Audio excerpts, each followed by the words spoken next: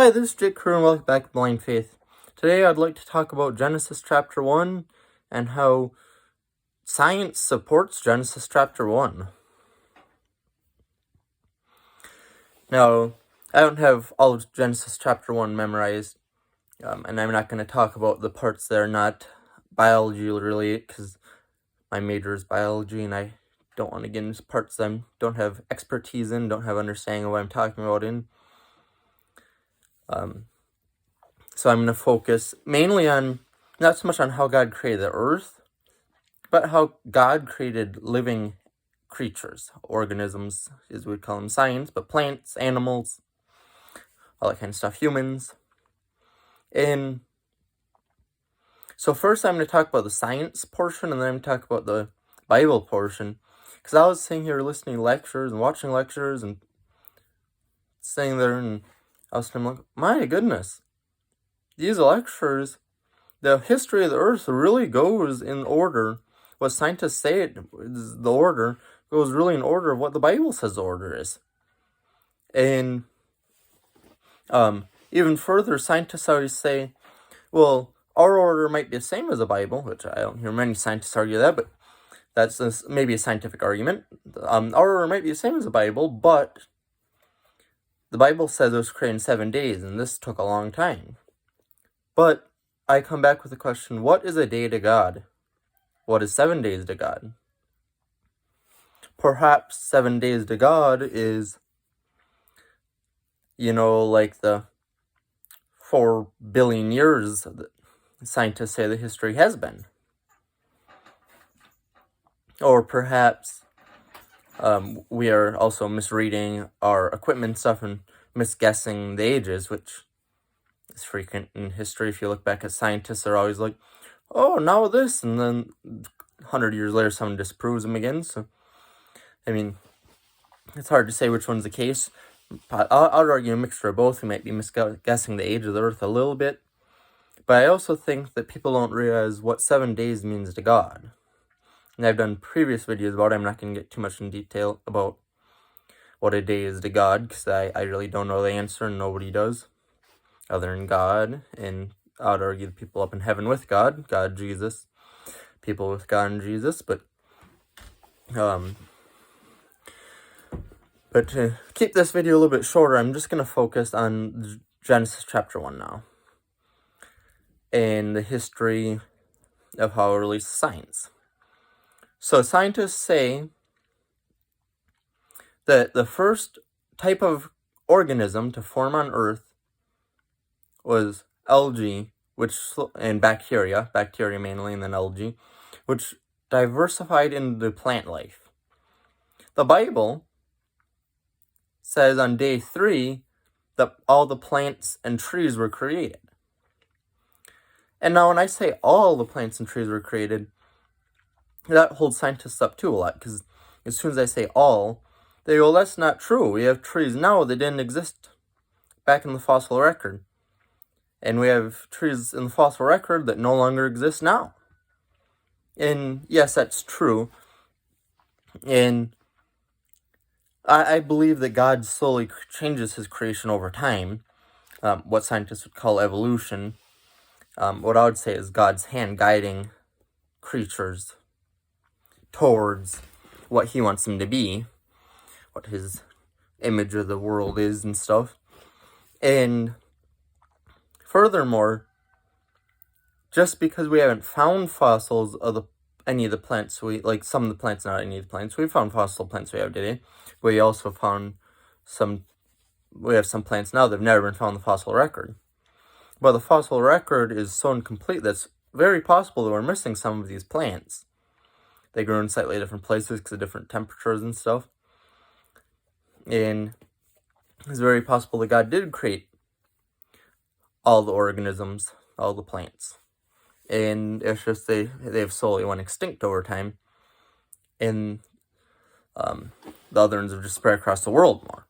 But, I mean, I can agree with when God says all the plants and all the trees, that day 3, yes, he created all the beginning plants and trees, but I think he I know he's got power over genetics and power over how genes are passed from parent to offspring. And so I think they make sure that, okay, I'm going to make sure that these genes get passed down because I want this tree to look like this now. And he tweaks the look of the tree a little bit. Tweaks what it looks like and stuff. Now, of course, it's going to be a perfect ecosystem. They're evolving, as scientists say, towards a more creature that's more likely to survive by God's hand.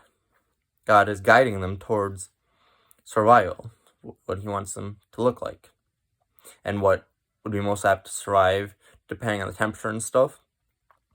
Which I do believe that God has changed the temperatures and stuff, that things do change.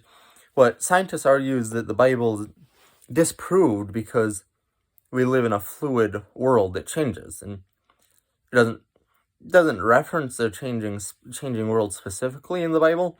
But if you read the Bible from beginning to end, things definitely do change throughout the Bible. There's definitely changes. So just because the world's fluid does not disprove the Bible. Now, back to my reference. Got a little bit off track a little bit. But so on day 3, God created the plants. Scientists say the plants came first. The Bible says plants came first. So I just noticed this little bit of a connection that order is the same. Then on day 5, God created all the animals of the sea and all the flying animals. If you look back to when scientists say animals first started appearing on this world, first it was animals in the sea, followed very quickly after by insects, animals in the air. Again, I think God added more animals over time, like birds and stuff, because, or perhaps we haven't found fossilized evidence of the birds from back then that God added in. God purposely does some of this because we're supposed to have a choice if we pick him or not. So if the Bible matched perfectly, step for step, everything that science said, then there'd be no question, because they'd be like, oh, you got it right. Where now people can argue with it, but I would like to make the connections that, yes, there are minor differences, or there's minor things you can twist a little bit and make it so the Bible sounds true or false or whatever you want it to be. However, just going on the order, so far we've got a pretty good order. Plants first, then animals, sea and flying animals,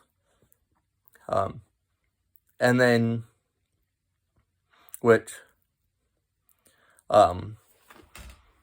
again, supports both science and the Bible. Science says that animals in the sea, and then insects, and insects usually fly. I mean, not all of them, but some of them fly. And there were definitely flying dragonflies back then, according to science. And then, on day 6, God created animals of land, terrestrial animals. And according to science, land mammals, reptiles, and amphibians and birds and stuff all start coming out of the ocean, they said. But I would argue that they're misreading the fossil as evidence that God was creating these organisms. That was day 6 of creation they were looking at, as these organisms began to spread on the land. Now, some people argue that day 6 is really long because scientists claim that humans didn't come onto the scene until much, much later.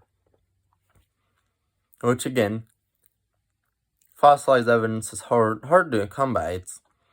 You don't have complete pictures and stuff. We don't know exactly when humans appeared. We keep pushing back the dates, finding more earlier fossils and earlier bones and stuff. When humans came to America, even, we're finding earlier evidence all the time. So it's not a complete picture. So it's possible that humans came on the scene under God's hand.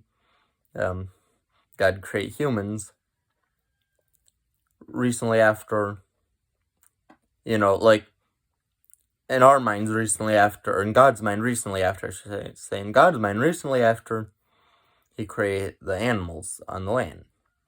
Now, when we look at it, it looks like it's a huge span and stuff.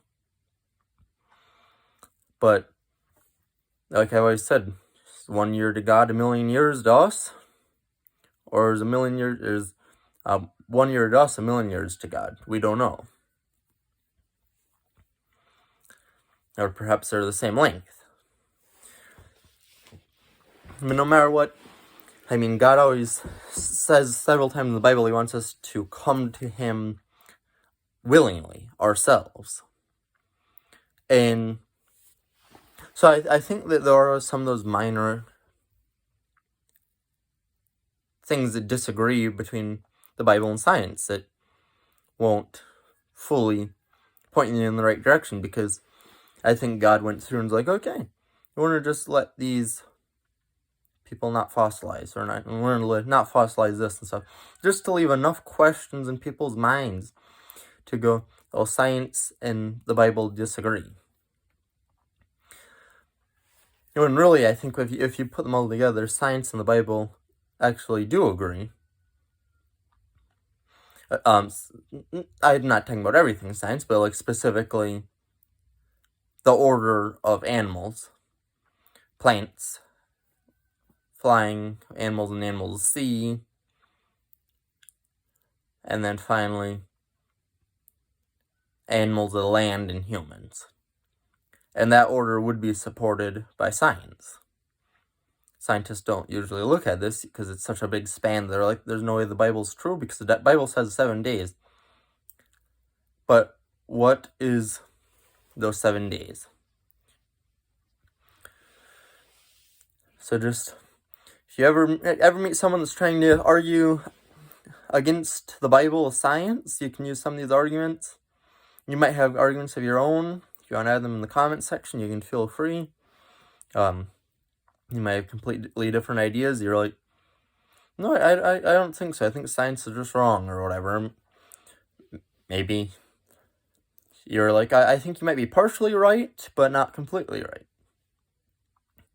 Or you might find little things that you think I'm wrong on, even, that you're like, you said this wrong, you got this order slightly messed up or something. But overall, from what I've read in Genesis chapter 1 of the order, and what I've been learning in science in my biology class,